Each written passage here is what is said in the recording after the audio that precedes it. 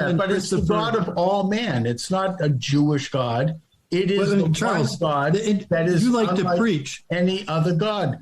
It's not the God of Israel. Charles, you like to preach. The interesting thing is Adam actually quotes our text. You don't quote our text. And then when the texts are quoted, you kind of like, well, I'm a Jew and I disagree, and I think this is what Judaism means.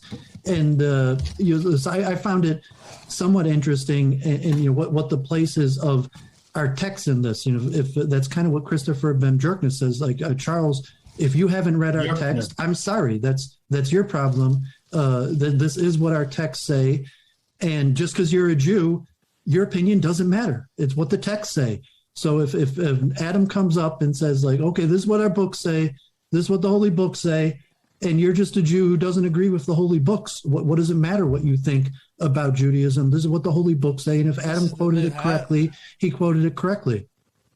Right. I mean, the books are the books. It's like a constitution. It doesn't. But you're the ones who's you're the one on 2 points who doesn't know what the books say, and then disagreeing with what the books say. But I want to talk about the Noahide covenant because, Adam, I have heard you talk about Joshua that. Connor Moon is a kid diddler. Misunderstand it. I don't know if you can see this. The Noahide covenant does apply to all of mankind.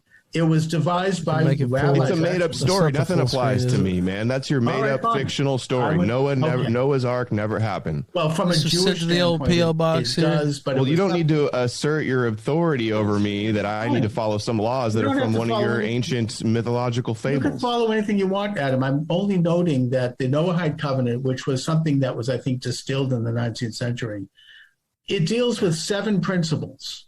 They are universal principles. You can't murder. You can't steal.